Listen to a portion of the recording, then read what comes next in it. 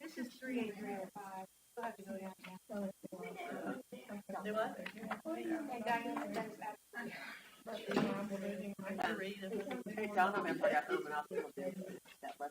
Anybody? I wondered that when I asked you, do you want to do another one? Switch it? I like that one. Okay. Well, I'm I'm glad. Well, then you'll have spring break. What is that? That's when we're out here and we don't have class. Oh, well, it may be that one. So that may work out great. Okay. Well, if it doesn't, let me know. That's when we don't meet, and we have a testimony out there. Yeah. Yeah. But you didn't know. What do we do? That means you got to give your testimony. Yeah. So you got one before it and one after. Actually, that's two before. Well, two before. Yeah, and then the testimony. Yeah, that is my spring break. So that'll work out great. Okay, perfect. He doesn't feel good. Monday. What's he got? Flu. I had him text me, but I do not have that.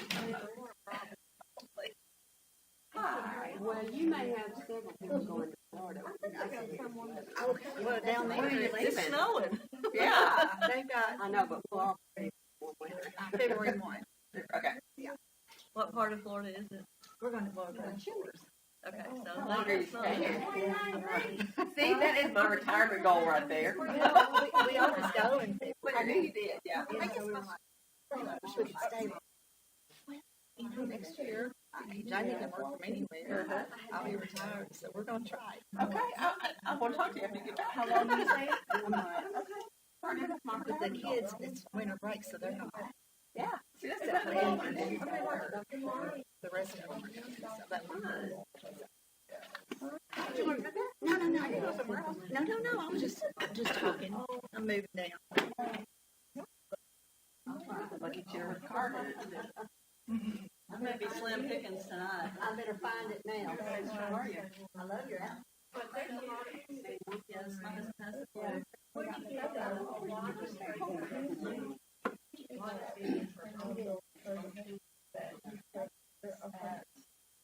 This is a picture of him. He's like,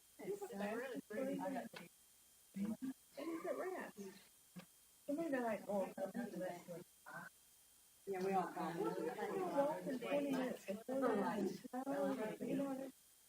Yeah. I'm willing to.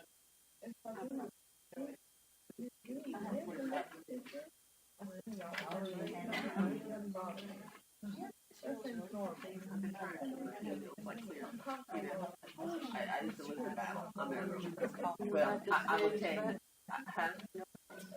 What's this new thing? Okay, we may be slim pickings tonight. I'm going to scoot back here where we can all. Everybody's either sick, or cold. Yeah, I know. Like we don't have many of us, but huddle up. No. Come on in. Okay, so we're going to, we're on session 2, days 4 and 5. So we're going to kind of finish up chapter 1 of Esther. So before we do that, let's start with a prayer. Dear Lord, we thank you so much for the time that we can come together.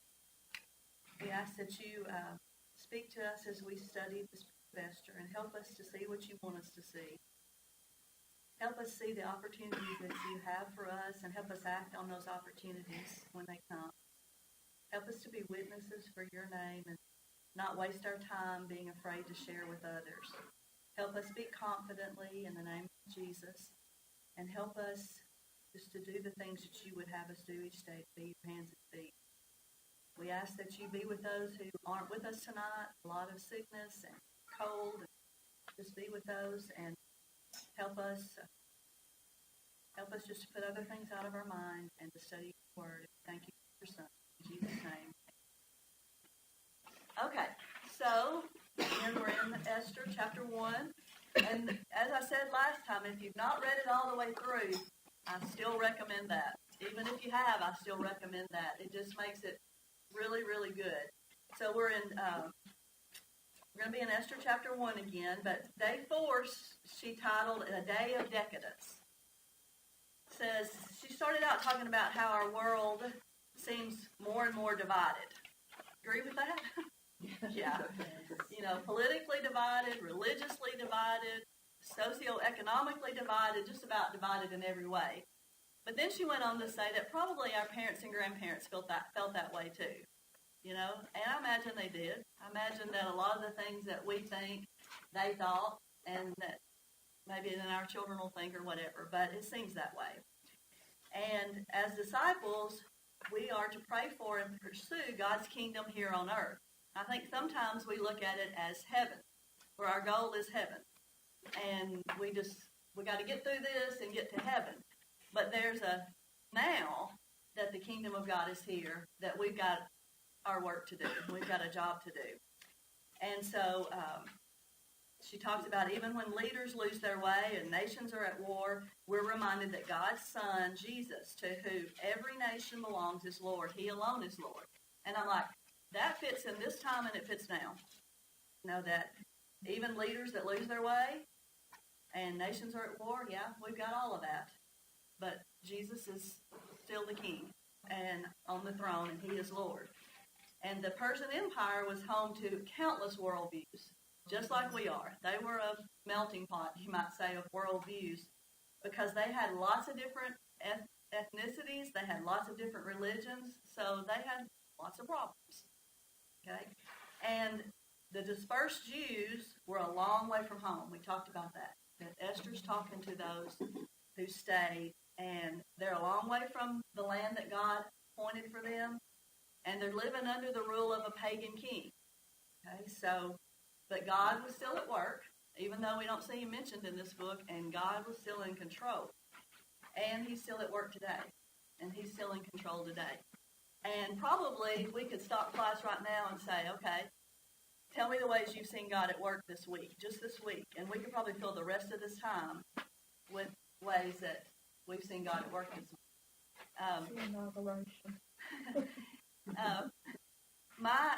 I've got a really, really good friend that many of y'all know, Maria Hart, who had a little baby. And I got to FaceTime with her just a few minutes ago before church. And he has some kind of heart condition. I don't know the name of it, but he had open heart surgery when he was 2 days old, 3 days old maybe. And, that day that surgery was coming, the day she was in the hospital, and then got another friend having a baby, and then got some other things that I can't share yet, and got some other things. And I woke up that morning and I said, God, I got a bunch of big things, but you're a big God, and you can handle this. I know you can. And he did. Every one of them. Like I said, Maria called me, and I was like, you just made my day. Because she's doing good. The baby got his his chest closed today. It wasn't supposed to for a week. Wow. They got it the next day. So she was good. She started crying. If you know Maria, she does not cry. And I'm like, honey, you can cry. So she's good. Everybody's good. So God is good, and he is still in control, and he's still at work. And like I said, I could ask y'all, and you could give me examples of that as well. So let's dig into Esther. Somebody read verses 1 through 8. I gave some of you cards, but I didn't give you the Esther verses. So somebody that doesn't have a card, read Esther 1 through 8. And if you come across words you don't know, just pull on and keep going.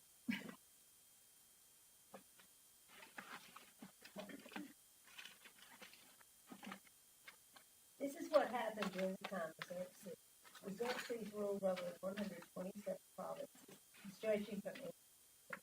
At that time, King Xerxes reigned from his warring king, citadel of Susa. And in the third year of his reign, he gave a banquet for all the his nobles and officials. Military leaders of Persia, Media, the princes and noble provinces.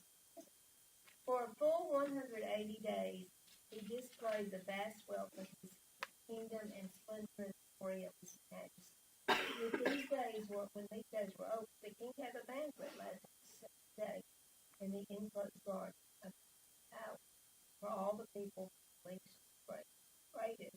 who were the citadel of the garden had hangings of white, with white linen and purple material, to silver rings on marble pillars. There were couches of gold and silver on a mosaic pavement of marble, mother of pearl, and other costly stones. Wine was served in goblets of gold, each one different, and the royal wine was above in with his liberality.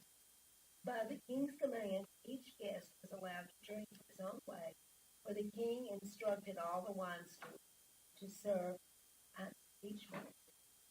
Okay. All right. So how long did this tribute to Xerxes last? 180 days. Who all did they invite? Who's who? The who's who and everybody, right? The nobles, the officials, all the people from the least to the greatest that were in that citadel, that city, you know. Anybody was in there could come. Don't you wonder who worked for 6 months? Yeah. What can you do for 6 months? I mean, Yeah. I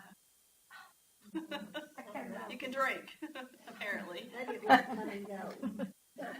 Yeah. I mean, after a while. Yeah, that's a long time, right? Okay, I get tired of my guests after about, 2 days? Yeah. All right, so describe the drinking vessels they used.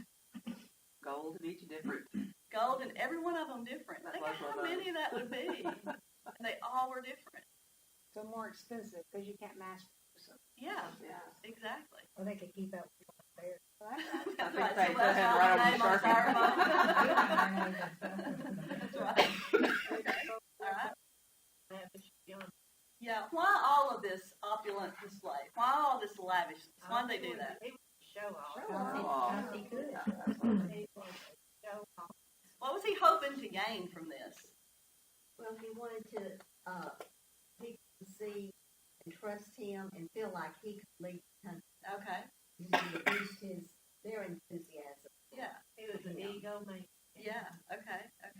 Yeah, he wanted to inspire loyalty to him, and rally that enthusiasm and assure that his kingdom was the team they wanted to be on. And he's just showing all of this. Yeah. So it says a forthcoming military campaign. So it was already in the works, and is this what destroyed them? Was it Greek who destroyed Yes. them? Yes. But I don't know if they That knew. particular Yeah. one? Well, yeah, I know, but I mean, how Yeah. ironic. Right. Right. Yeah. Exactly.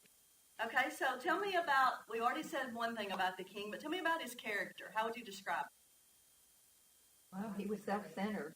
it? Do what? Self-centered. Proud. Self-centered, proud, narcissistic, arrogant, a temper. He was angry, had a temper. Liked Lacked to drink. integrity. It was almost godlike, because it said Yeah. splendor and glory and majesty. Those are words we describe, Right. that they would use to describe. How would you have liked to have worked under him? Mm-mm. Why? Mess up. You mess up, you're gone, right? Yeah, okay. Okay, Yeah, then, But you might get some good side benefits. well, there's an upside to that. You do what you're told, I guess you might get some good things. I know, they asked, dance naked. He may. Yeah, that's true. Okay, verses 6 through 8 list all the precious metals and the fabrics and the colors. Why mention those? Why did the author mention those? The good writer, he's painting that picture so you can see it. Yeah. And I mean, painting that picture, because if you know some of those, I know what they are, some of them I don't, but the ones you do know, you're picturing them in your mind as you read them, you're like, wow, this was, I wrote it down. yeah. Okay. I looked up that porphyry. Yeah, what is that? It's like granite. It's like a granite. Okay. Purplish colored granite with those crystally things in it. Yeah. Okay. Did you know that already? I did. I had to look it up. Good. I was Good. impressed. Yeah. But the picture I saw was like a Okay. mausoleum. They had carved it, and Yeah. that's what it was. Yeah. All right. All those things mentioned there, who made those? God.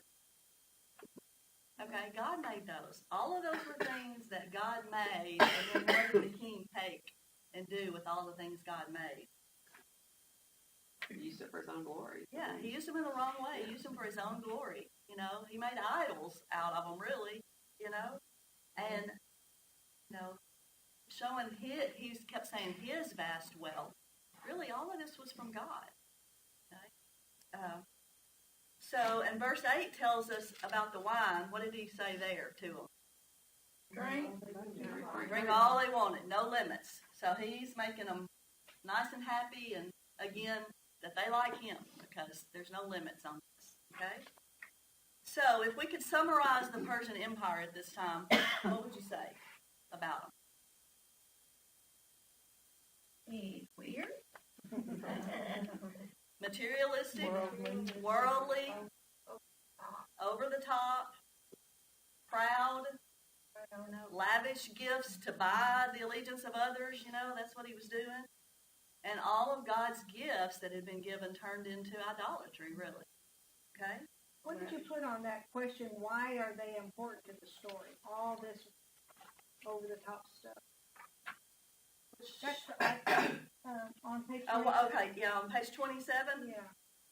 I said because it shows us to understand what Esther risked losing. Of course, those things weren't important to her, but I mean, But she still she risked risked losing everything, those. yeah. Yeah. Somebody else, what did you put on that? She's talking about on page 27 if you have the book. I just put to show the opulence of him and that he had the best of everything, earthly, physical. Yeah. And I put, too, that these were things that God created, and he took them and used them ways that God didn't intend for them to be, so all of those things there. All right, good. Well, I imagine, the bigger you are, the harder you fall. Yeah, So they don't know they're going to fall. right. But you got all this, then Yeah, it's a big drop. it's going to fall hard, yeah. Okay, look at verse 4 again. Okay? What do you notice about this verse? I'm talking about one little tiny word. It's H-O-N-O. Now, it starts with an H, but it's a little tiny word. His. His. Yes. Okay, so what does that tell you, Amy? He took all the credit for everything. Yeah. Okay, he says, the wealth of his kingdom and the splendor and glory of his majesty. It's all about him. It was all about him.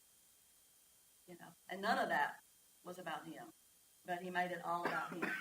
And so she kind of turns that into then how God feels about pride. So I think we know, but let's look at a few verses. And I gave these cards out. Somebody who has Proverbs 8:13. That's Crystal. Yeah. Okay. To fear the Lord is to hate evil. I hate pride and arrogance. Okay, so how does the Lord feel about pride? Hates Hates it, okay? Somebody, James 4:4-8. I have that one, but I didn't have the number, so I'm not sure where 8 ends. So Okay, just read. you're cheating on God. If all you want is your own way, flirting with the word every chance you get, you end up enemies of God and his faith. And do you suppose God doesn't care? The proverb has it that he's a fiercely jealous lover.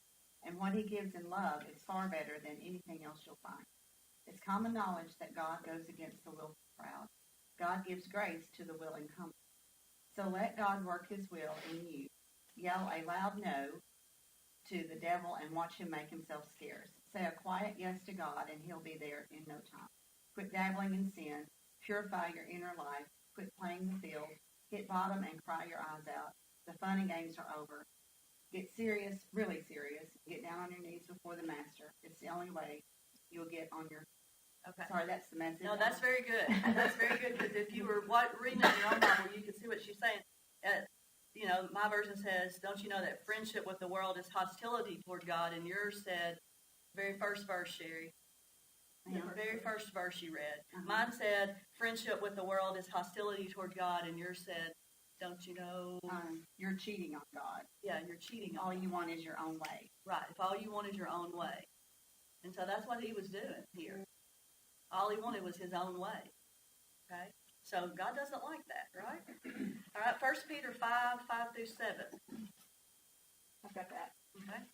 In the same way, you who are younger, submit yourselves to your elders.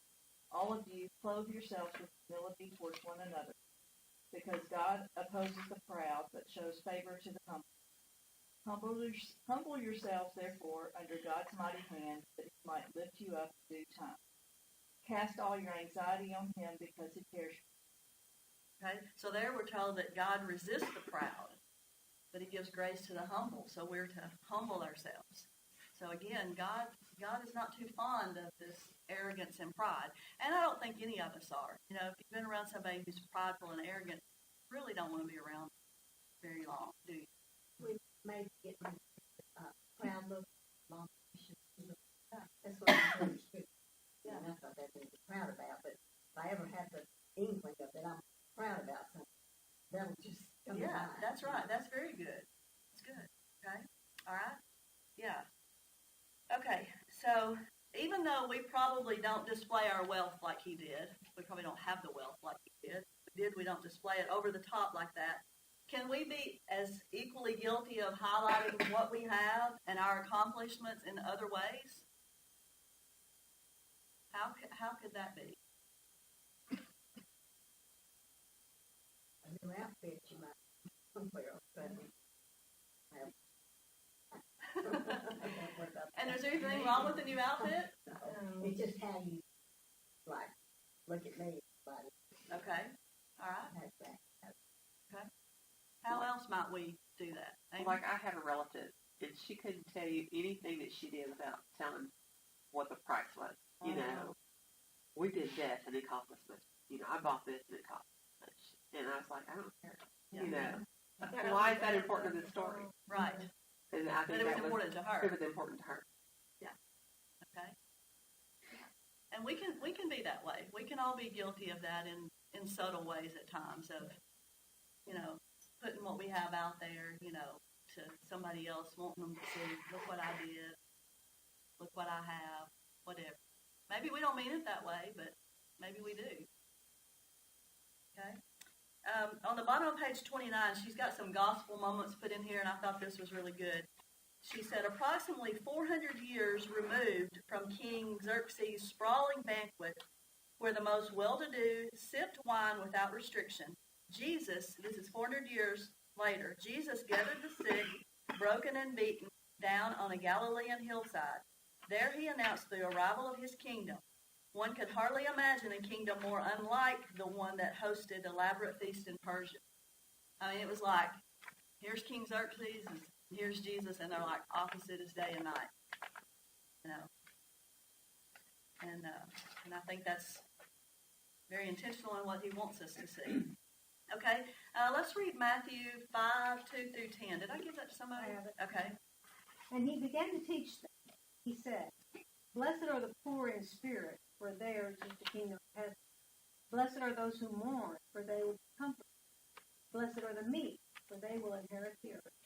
Blessed are those who hunger and thirst for righteousness, for they will be filled. Blessed are the merciful, for they will be shown mercy. Blessed are the pure in heart, for they will see God. Blessed are the peacemakers, for they will be called children of God. Blessed are those who are persecuted because of righteousness. Theirs is the kingdom of God. All right, so do you see any differences between the feasting in Susa and the kingdom of heaven there? Yeah, strikingly, didn't okay? The meek, the humble, you know, peacemakers, all the opposites of everything that we just read about in there. Here you go, dear. We need this. Yeah, we do. Okay. All right. Let's read Romans 14:7. And Paul has a different take on eating and drinking than what we just saw. Who's got that? Romans 14:7. Don't live, they'll die. Is that 14? Is that 14? The book says 14, 17. 17, sorry. I'm sorry, 17. My fault. Okay. All right. Yeah.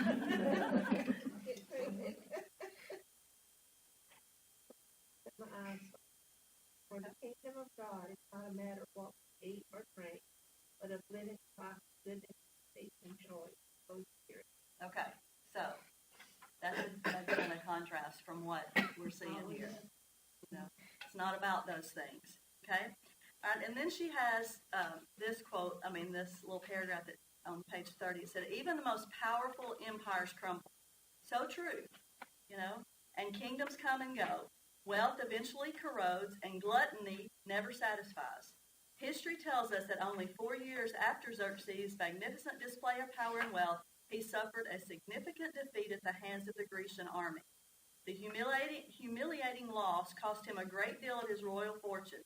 Esther's original audience would have recognized this irony at the opening of Esther's story.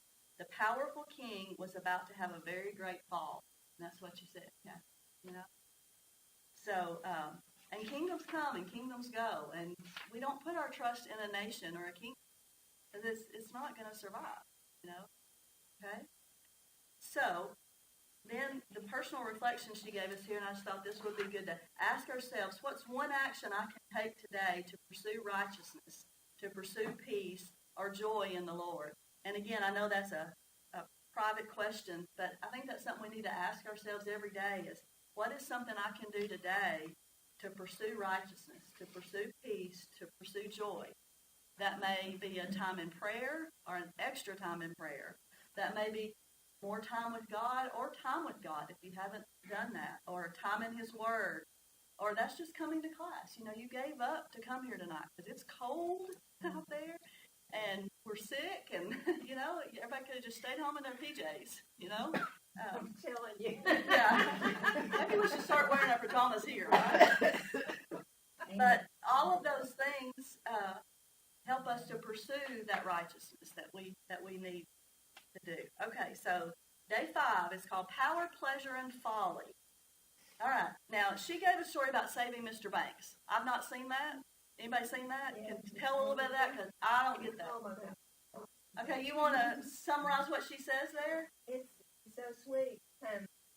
He talks about it when he met Miss Travers, who was the original writer of the Poppy story. And when she saw the movie, she was like, she was, I don't know how to describe her, except that she was more into herself than Miss Travers.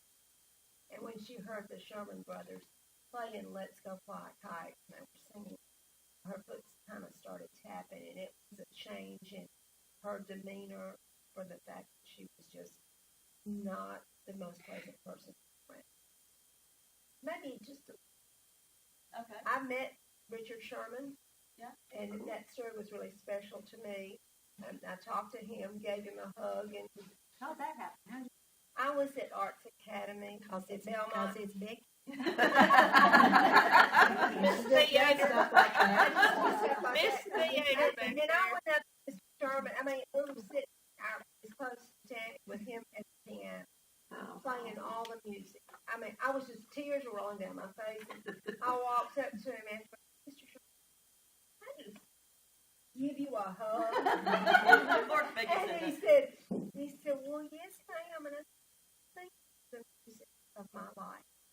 And I said, I can't even begin to tell you the difference she made. And even in that story, Miss Travers, that's what I thought of. He was the most gentle man, and he just passed away recently. His brother had died before that. And he sat at the piano and played it, and he said one of his favorite songs was Come Feed the Birds. Come here. Well, I should have just called See, Betty. yeah. But I'm reading that and I'm going, well, I get what she's saying, but I didn't see it. So I didn't get it. So I got my picture. there you go. Good illustration. Okay, so what she's saying, and me saying, not saying that, is we've got to watch for God here. We got to watch for those little things, like when she started tapping her foot meant she was changing her mind, right? Right? Okay, so we got to watch for little things throughout Esther because God's not mentioned. But if we will read it saying, I'm going to look for God, we're going to see those little quick frames. We're going to see those coincidences, those cookies they call them. We're going to see those little things there that that had to be God. That had to be God. That had to be God. So we've got to read it and looking for that. That's why I tell you, if you'll read it all the way through with that in mind, they're just going to pop out at you. Just going to say, that had to be God. So many things there. So if you're reading it, look for God. All right, so let's keep going in Esther verses 9 through 12. And when you get to all those eunuchs, you can just skip their names. Unless you want to try them, of course. Anybody want to try 9 through 12? Queen Vashti also gave a banquet for the women in the royal palace of King Xerxes. On the 7th day, when King Xerxes was in high spirits from wine, he commanded the 7 eunuchs who saved him to bring before him Queen Vashti, wearing her royal crown, in order to display her beauty to the people and nobles, for she was lovely to look at. But when the attendants delivered the king's command, Queen Vashti refused to come. Then the king became furious and burned with anger. Okay. All right, well, first of all, let's look at verse 9. And this is not in the book. This is just me. You know, she had her own banquet. Don't you think that was a different banquet than he was given? I like this. Yeah. Yeah. But I mean, I mean, we look over her sometime, but she was quite the. Yeah. And She's we're going to quite talk the about deal. it. So we meet Queen Vashti. I would already lost okay? my head. The fact that she just lost her crown. That's a good thing. Okay. Why did he want her to come before the guests and the officials? Same reason he wanted to show them all the other stuff. He wanted to show them all. What do you think was his motive behind that? Look what I got. Yeah. Because they said she was very beautiful to look at. Look who I sleep with, is what he was trying to say. Yeah. Yeah. Okay. How did he respond when she refused?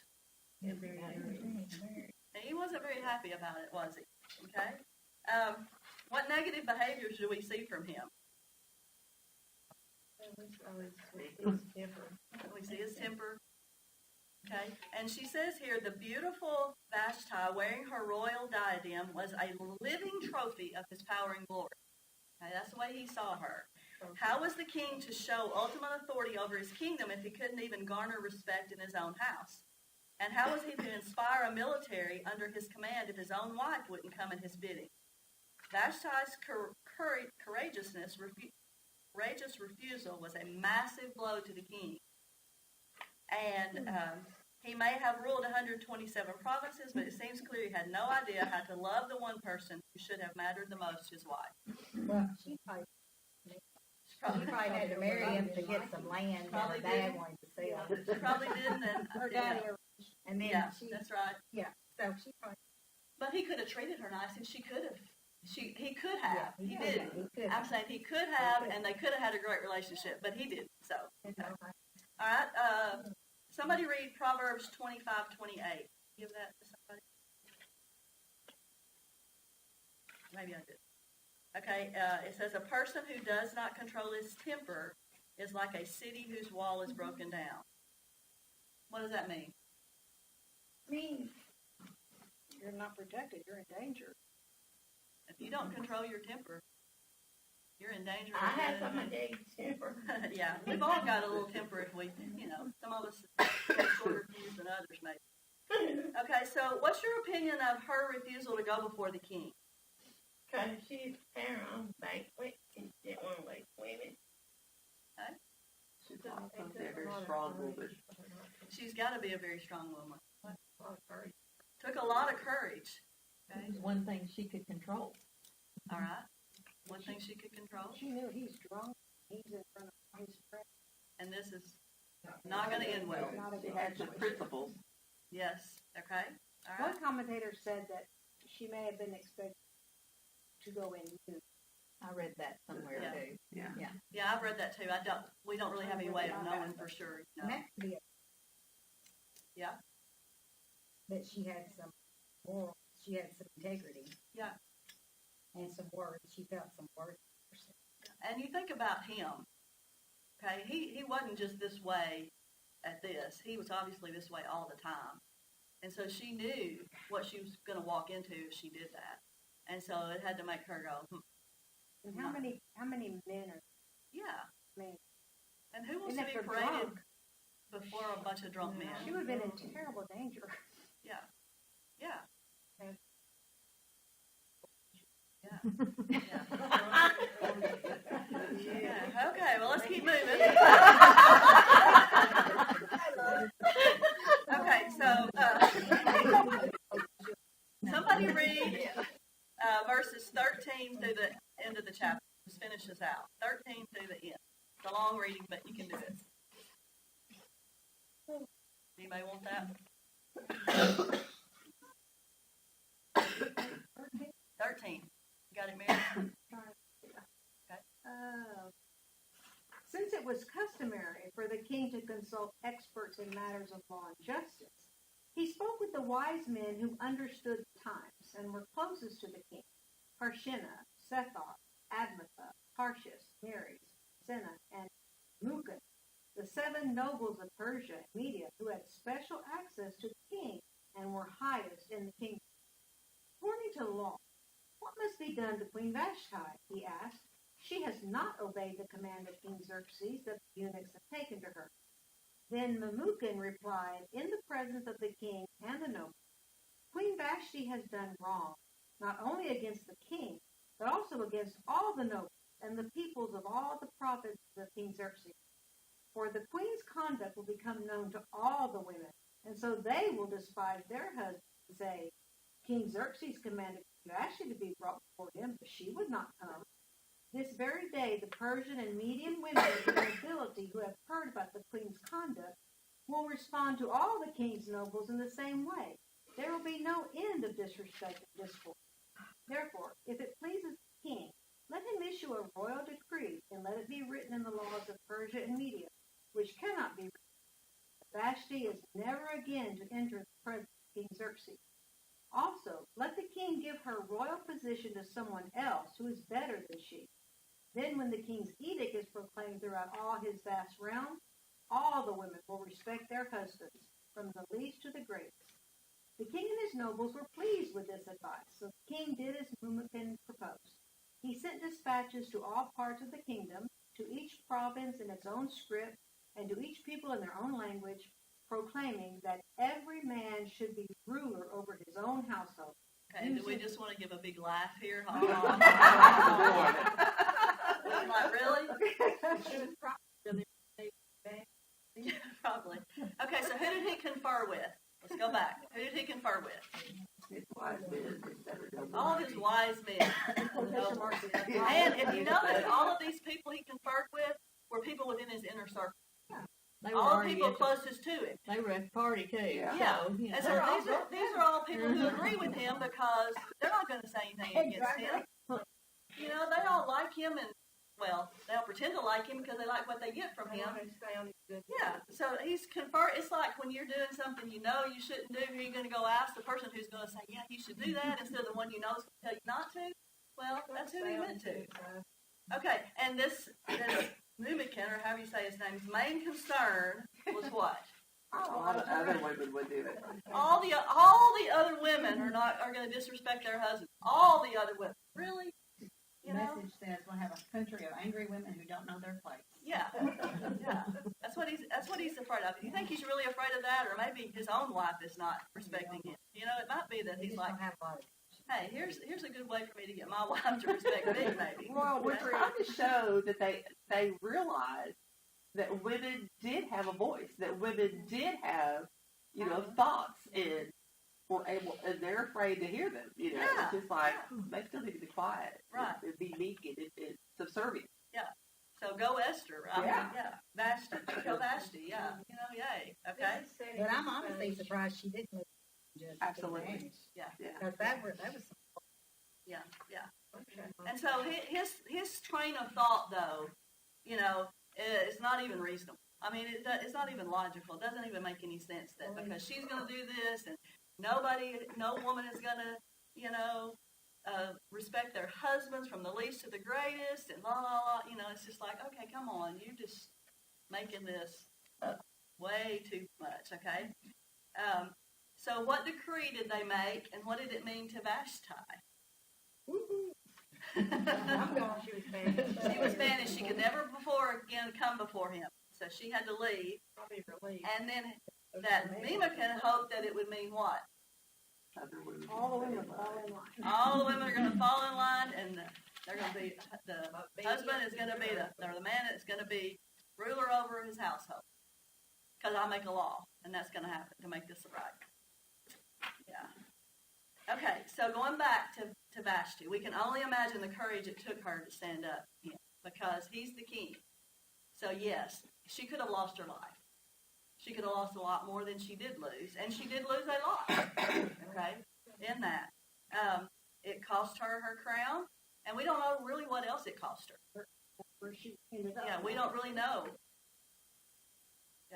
She might have just gone back into the harem. She may have, but how much fun would that be? Ugh, yeah. Okay, so instead of Xerxes taking heed from wise counsel, his knee-jerk reaction publicized everything that he wanted to conceal, Vashti's rejection of him. So, yes, he's like, because she did this, now I'm going to tell everybody that she did this, and now everybody knows she did this. And I'm like, hey, man, that's just what you didn't want to do. But you did just what you didn't want to do. Just show. Don't say it, Linda. Don't say it. We all know, we all thinking what you're thinking. But it set up. Yes, it did. It did. It all Right, is, that's exactly right. Yes, God was obviously working with Vashti. I wonder if Esther knew, surely Esther knew that she had done that. That would be a great example. Esther, like, she stood up to him. Yeah. So, yeah, she had to know that because you know that Yeah, everybody of there course she knew did. it. I mean, you know, it went out. I mean, he told everybody. So everybody had to know it. oh, well. Yeah. Okay.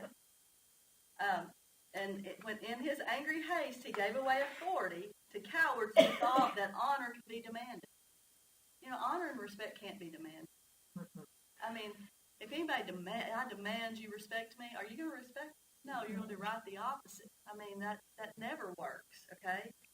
And even we overlook sometimes the sexual exploitation here, but she was worthy of more than being an object of them to look at, you know? And here's a thought she says. It's tempting to write off this reckless, oppressive behavior as stuff in an ancient empire in a faraway land. But how do you see these same behaviors, values, or belief systems operating today in our own culture? I mean, it's easy for us to say, well, this was in a long time ago, in a kingdom far, far away, when things were way different, and women were looked on way different.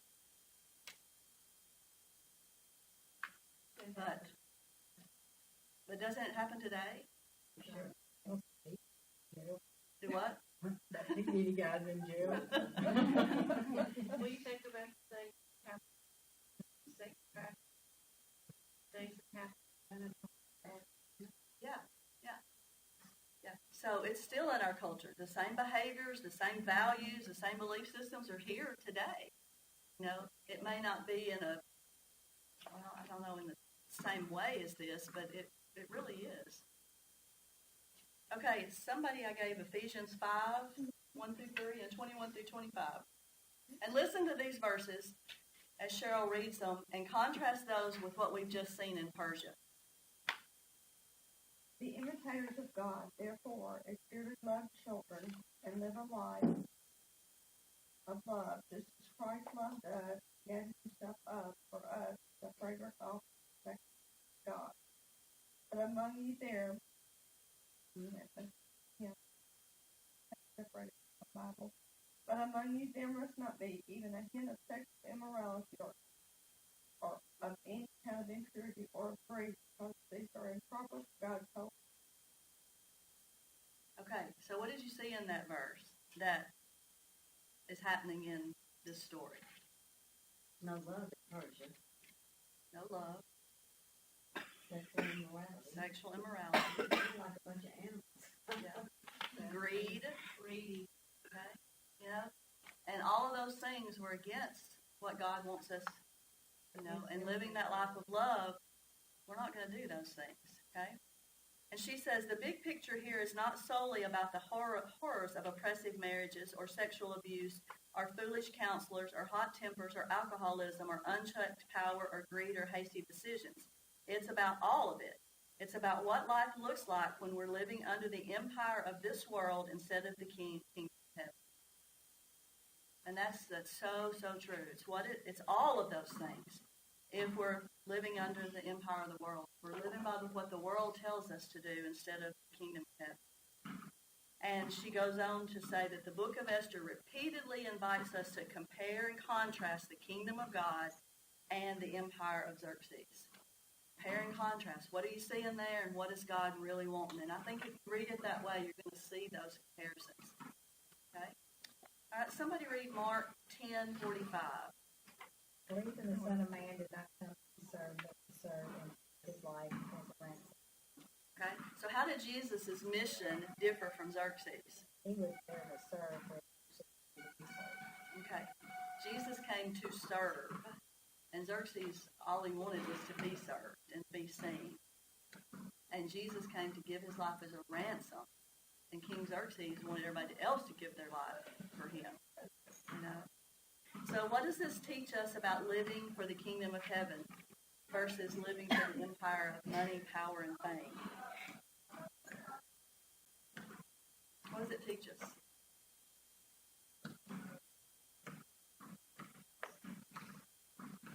You have to choose, We have to choose. and choose either be like Christ. That's what our purpose is. One is short-lived, the other is eternal.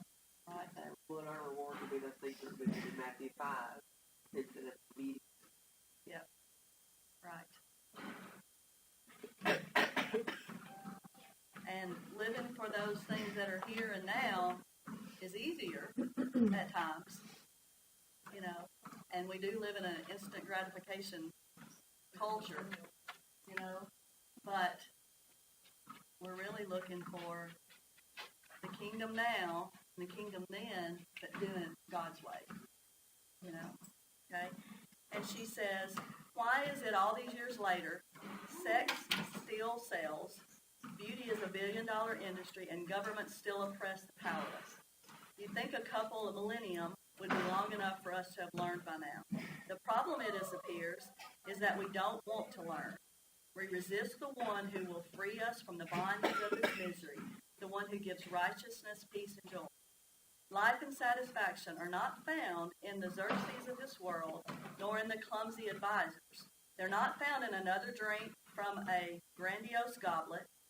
If you are weary of living for a world's treasures, come to the one who offers rest for your soul, who leads you along still waters, and whose very life is the bread that nourishes. And I think that's just wonderful. And she goes on to say, no matter how far flung into exile you feel, no matter how many miles you drifted from home, God's word holds firm. From there, the Lord your God will gather you and bring you back. You need only to turn to him. So somebody tell us in this chapter 1, your biggest takeaway. Biggest takeaway from chapter 1.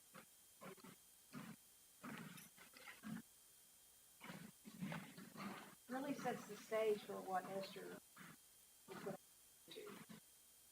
And visually, is running. That opulence and wealth is not synonymous with happiness. Right. Absolutely. Absolutely. Pride goes before destruction. No, absolutely. Anybody else? Okay.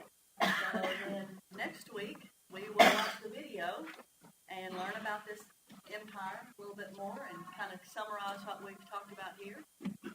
Be ready to move on to. You don't have to do any of the chapters for next week because it'll just be the video. Are you going to make a lamp video? Mary's going to do that. Mary's our resident chef. I did. Actually, I have cooked lamb one time with my Danny's mother when she was alive years ago.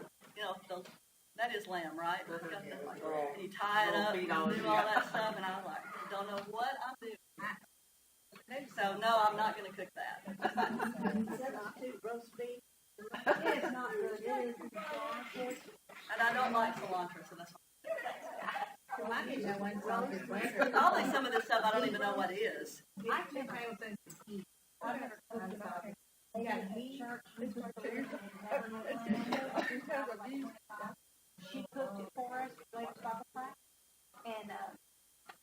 you had to smear that mint jelly all over it. It's such a dark, strong meat. It's really dark red.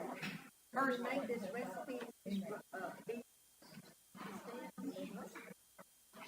Well, I'm not gonna cook it, so y'all can cook it if you want to, everybody that's in there, but It's a lot of Mid-Eastern flavor. Like, I don't like that raw sauce. okay, so y'all gonna make it if you want to. Have a good week. It won't be coming from me. Have a good week, stay well, and Wouldn't have put it in the refrigerator. Thank you. I mean, in the car. It's colder in the car than it is. I actually feel better. I mean, yesterday like my whole body was, and today it's just in my head. It's better. You know. Okay. You told me to remind you. I told you yesterday about that, and I left it to go with the cocktail shuffle. Yeah. I need something. I was doing okay most of the day. She ran in and going back out, so my time to go.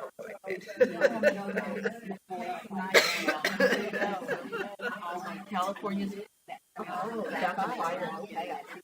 Back up in.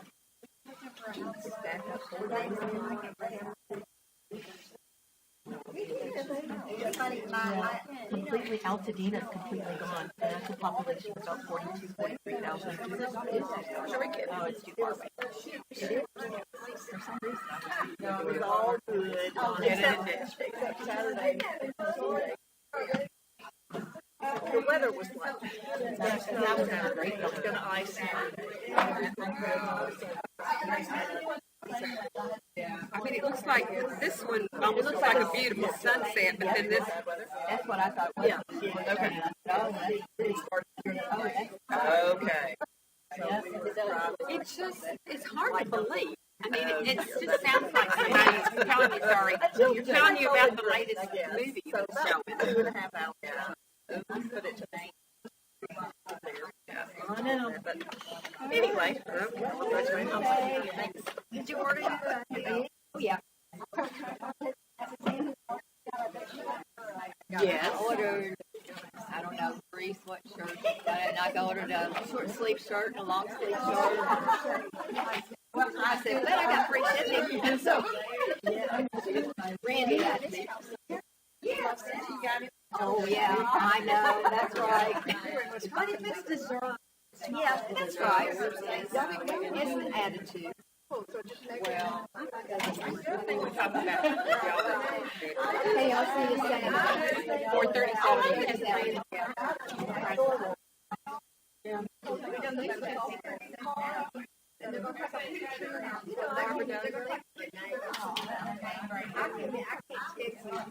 Walmart. I found these myself.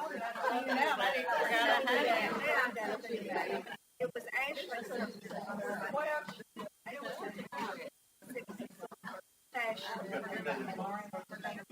Yes, Laura Ashley. That's what it is. I bet she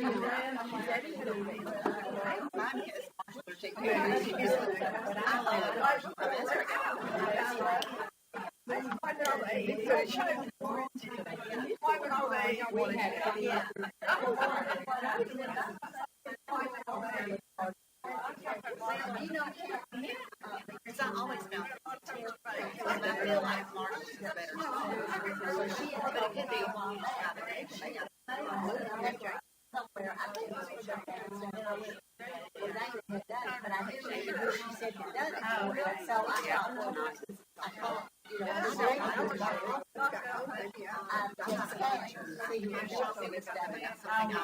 well, I've got Browsing, going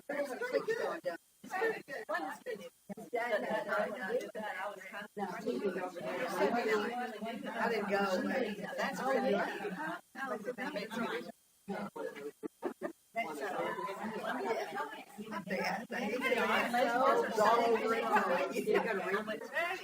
Yes.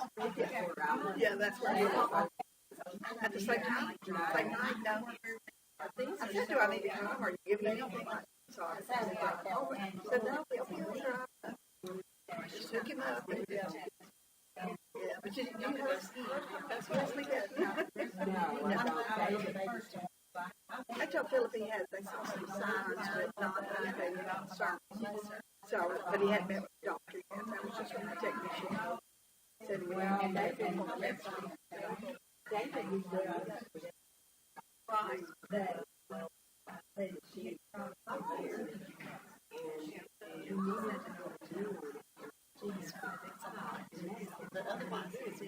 What have you done? For her to be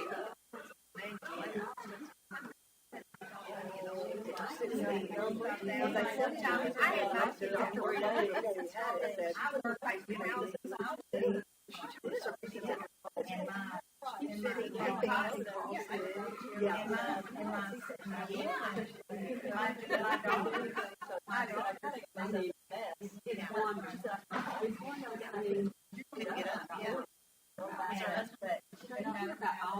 Yeah, that's why he wouldn't have it, because I told him, I said, you snore. This is trying to find out. Yes. None of work. So, I hope that you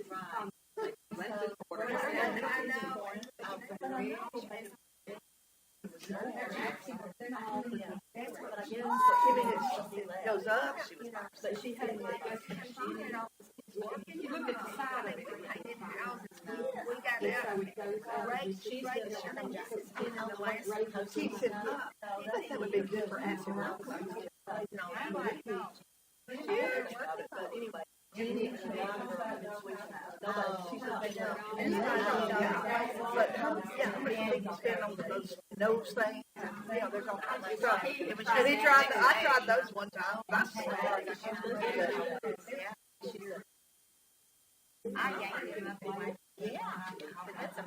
So he can sleep. I remember Steve has a sleep. So that's what I told him. He doesn't hear it. Yeah. I'm used to being other rooms, in that other room, so I can sleep. But I never. Yeah, you never. I know, because I told him that. I'm going to sleep somewhere. Okay, yeah, just send it to me. I'm going to look at it. Yeah, if you don't overnight, you can. Every penny. Yeah, that would take care of it. I'm having to have one of those machines. Well, I don't know about that. I've been waiting away.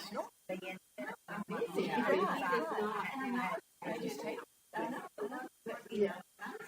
Snores, but they said he did. I mean, that it wasn't anything from their phone. That's right. That's what I told her. But the doctor might think that. Just as a C-section. He told me that. But she had slept at the FedEx house after she stayed last night. She said it's just a stone's throw. Her sorry. She was saying she could ride a subway over there. That she could ride it, and she was going to go there tonight this week. She said they left him last night because he just had the surgery and they couldn't be with him. She said, but tonight Jimmy's going to sleep. She's going to go sleep. So she doesn't work tonight. Right. But she's got Well, we're going mosey. School's out for the next 2 days. Because it's such a take care of. Real quick, it's that, That's it. It's a lot. I'm glad that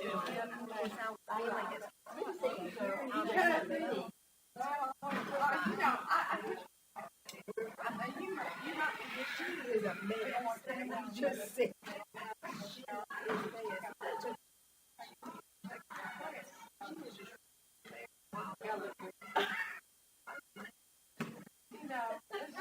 well, as long as they're good, it's okay.